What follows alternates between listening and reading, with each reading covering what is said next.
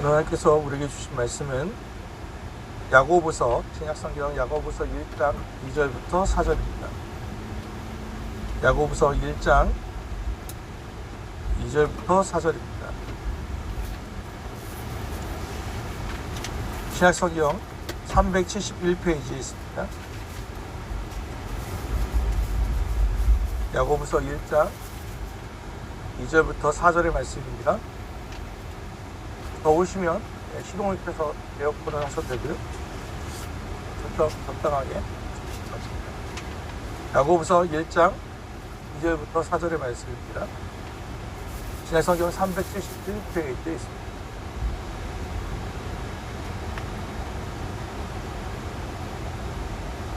야고보서 1장 2절부터 4절의 말씀을 제가 받들어 읽습니다. 하나님 말씀을 경청하십시오.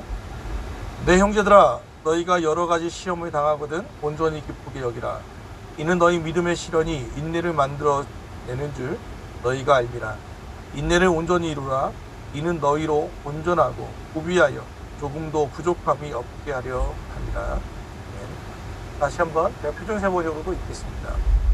나의 형제 자매 여러분, 여러 가지 시험에 빠질 때에 그것을 더할 나위 없는 기쁨으로 생각하십시오. 여러분은 믿음의 시련이 인내를 낳는다는 것을 알고 있습니다. 여러분은 인내력을 충분히 발휘하여 조금도 부족함이 없이 완전하고 성숙한 사람이 되십시오. 하나님께서 이 말씀 통해 은혜 주시기 원합니다. 인사합시다. 여러분의 선택이 너무 완벽하셔서 잘 보이지는 않지만 그럼에도 불구하고 믿음으로 보면서 같이 인사하겠습니다. 여러분을 보니 목사님을 보니 하나님의 얼굴을 본 것 같습니다. 또 옆에 있는 분에게 인사하실 때 와이프로 다시 한번 인사해 주시고요. 아시는 것처럼 잘 보이지 않기 때문에 혹시 그 말씀을 듣다가 동의가 되거나 아멘이라고 생각하시면 헤드라이트를 켜주시면 됩니다. 헤드라이트를 올려주시면 여러분이 말씀을 듣고 있구나 생각하겠습니다. 감사합니다. 오늘 하나님께서 우리에게 주신 말씀은 야고보서 1장 2절부터 4절의 말씀으로 시험을 당하거든 라는 제목으로 하나님의 말씀을 선포합니다. 시험을 당하거든. 사랑하는 가까운 교회 성도 여러분, 우리가 이게 경제학을 다 전공하진 않았어도 경제학의 가장 기본적인 원리, 전제는 알고 있죠. 그러니까 인간의 욕망은 무한하다. 그리고 용역과 재화는 유한하다 아닙니까? 그러니까 인간의 욕망은 무한하고 그것을 채울 수 있는 용역과 재화는 우리의 욕망은 무한하고 용역과 재화는 유한하다. 이것이 가장 기본적인 겁니다. 이 전제를 잘 생각해 보면 사람은 결국 싸우고 갈등하고 낙심할 수밖에 없는 존재라는 것을 이 전제는 이야기하고 있습니다. 왜냐하면 항상 승리하는 사람은 없거든요. 이 욕망, 무언가를 더 채우고 누리려고 하는데 그것이 채워지지 않으면 사람은 자연스럽게 낙심하게 되고 멸망감에 빠지게 되고 시리에 빠집니다. 그런데 재미있는 사실은 우리 부모님 세대와 지금 젊은 세대를 잠깐 비교해 보면 젊은 세대가 부모님 세대하고는 비교도 할 수 없는 충분한 많은 용역과 재화를 누리고 있습니다. 풍성한 세대를 살고 있죠. 그런데 오히려 사망률이라든지 우울증 지수라든지 이런 것을 보면 지금이 훨씬 높습니다. 정신적으로 궁핍한 시대를 살고 있다는 거죠. 왜 그렇습니까? 우리의 욕망을 채울 수 있는 것 같은 이 재화와 용역은 우리를 사실은 만족시킬 수 없다는 것을 나타내고 있습니다. 쉽게 말해서 돈이 없으면 불행하다. 그러니까 돈을 벌어야 한다는 것이 현대인의 기본적인 생각일지 모르지만 이 돈을 많이 번다고 해서 많은 것을 가진다고 해서 행복한 것은 아니라는 뜻입니다. 며칠 전 저희 집에서 서바이벌 담원서를 쓰다가 가족끼리 말씀을 나누고 있는데 제가 이 말씀에 큰 은혜를 받았습니다. 잠언 17장 1절의 말씀입니다.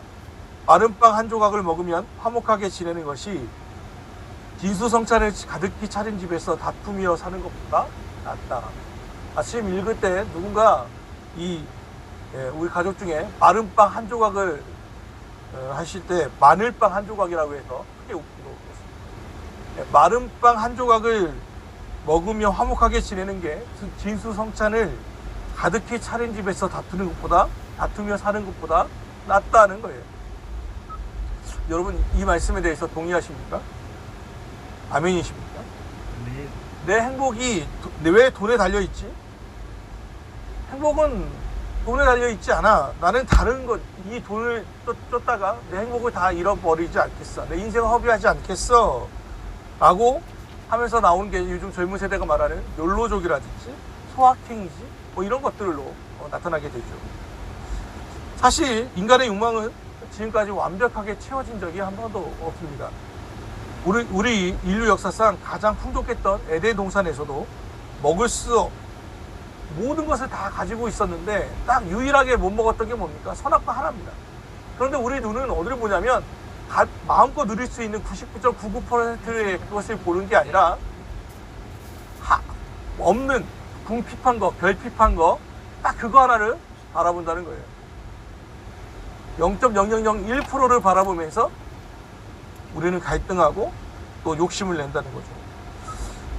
우리의 만족은 또 어디서 오르겠습니까? 우리가 다시 낙원을 찾으면 거기서 우리가 만족할 수 있겠습니까? 아닙니다.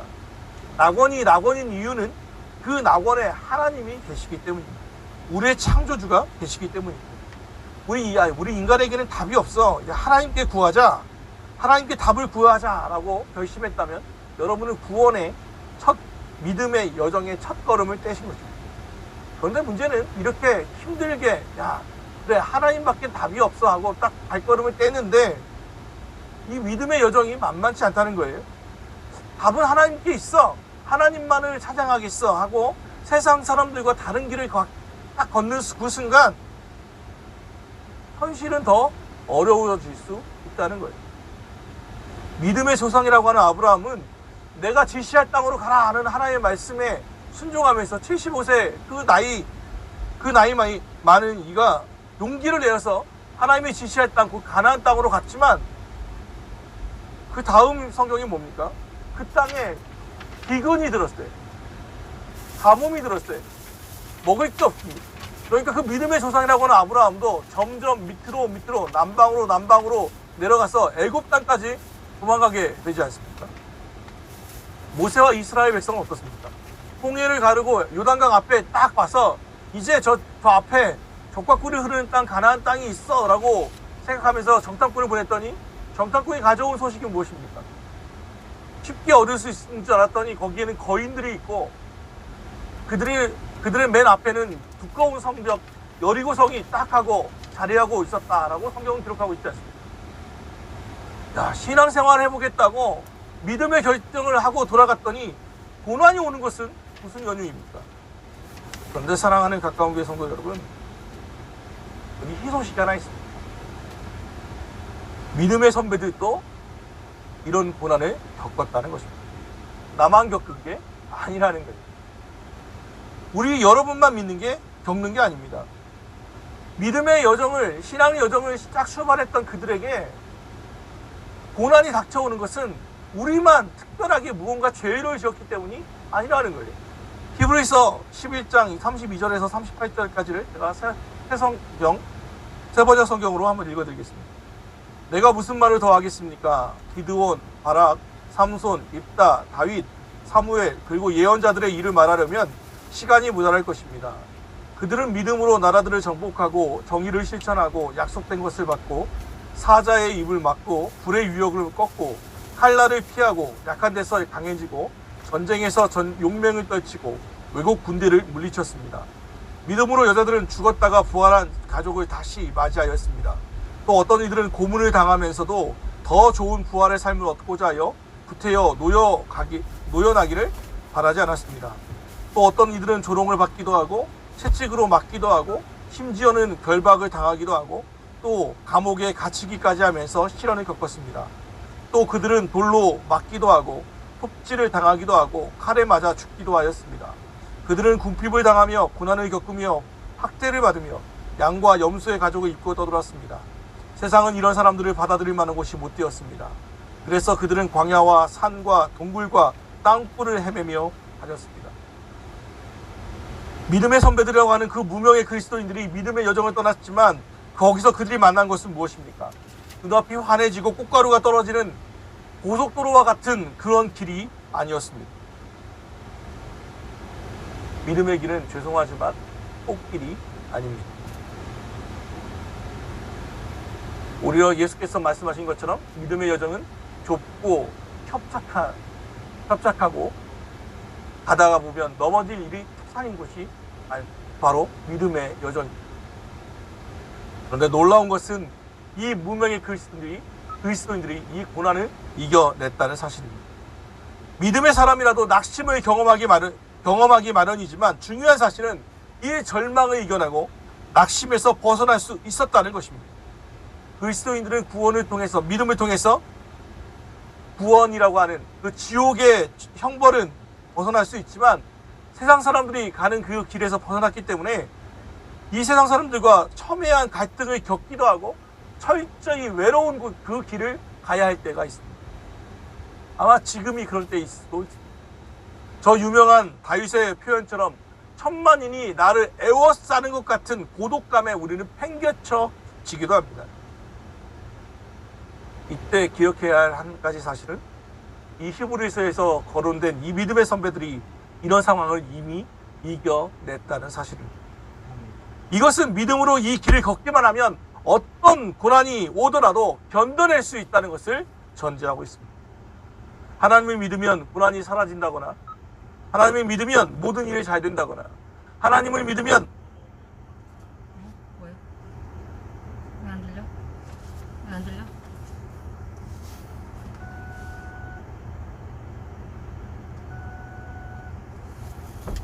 왜 안 들리니? 왜 안 따지냐? 빨리 아빠한테 얘기해줘야지. 우리만 안 들리는 건지 다른 데가 안 들리는 건지 모르겠어. 빨리 가봐. 나가볼 수 있어? 뭐 문 열려? 안 열리지. 우리 차가 문제가 생긴 것 같은데 이거? 타고 문제될 거 아니야? 에어컨 꺼봐.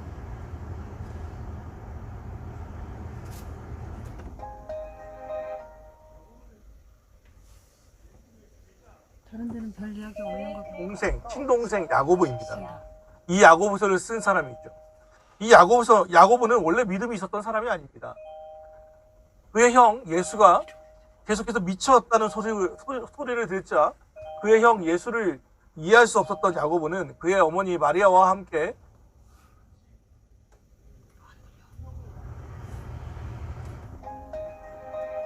예수님이 말씀을 가르치는 그 자리에서 문 밖에 서서 기다리고 있습니다. 어떤 사람들이 예수님께 와서 당신의 어머니와 동생들이 당신을 데리러 왔습니다 라는 말을 하자 예수님이 이런 이야기를 합니다. 누가 내 어머니며 내 동생들이냐? 누구든지 하늘에 계신 내 아버지의 뜻대로 하는 자가 내 형제요? 내 자매요? 어머니니라. 이것 때문에 그럴 것 같은데? 문이 조금 열렸어. 진짜.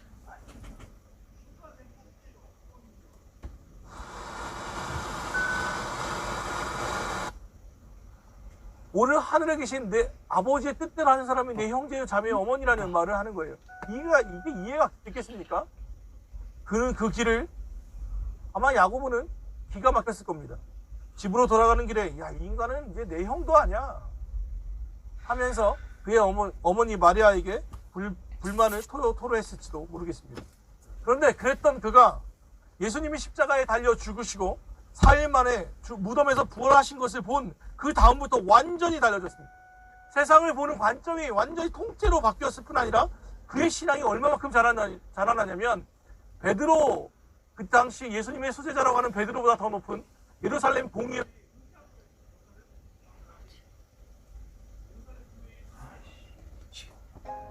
여기서 해주면 안 돼? 뭐라고 하는지 아십니까? 2절 말씀입니다. 내 형제들아 너희가 여러 가지 시험을 당하거든 온전히 기쁘게 여기라. 내 형제들아 너희가 여러 가지 시험을 당하거든 온전히 기쁘게 여기라. 어떻게 그는 낙심되는 상황 속에서 오히려 기뻐하라고 얘기하는 사람이 되었습니까? 그게 무슨 일이 일어났겠습니까? 안 열려? 안 열려요. 그가 완전히 달라졌던 이유는 한 가지입니다. 부활하신 예수를 만났기 때문.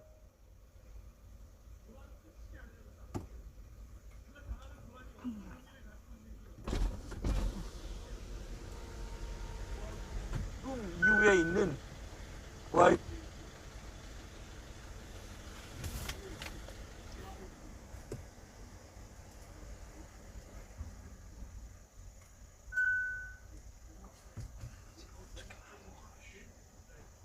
헤드라이트 켰다 켰다 하는데.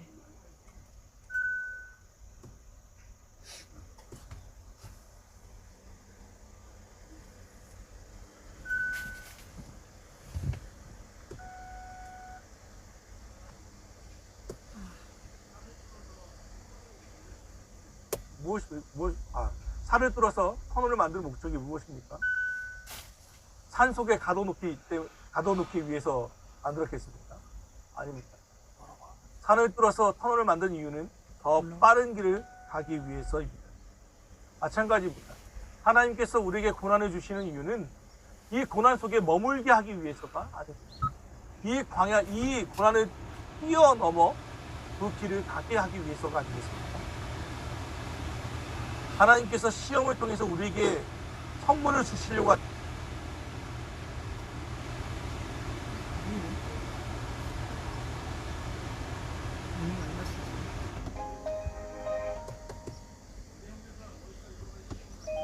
온전히 기쁘게 여기라. 이는 너희 믿음의 시련이 인내를 만들어내는 줄 너희가 아니라. 인내를 온전히 이루라. 이는 너희로 온전하고 구비하여 조금도 부족함이 없게 하려 합니다.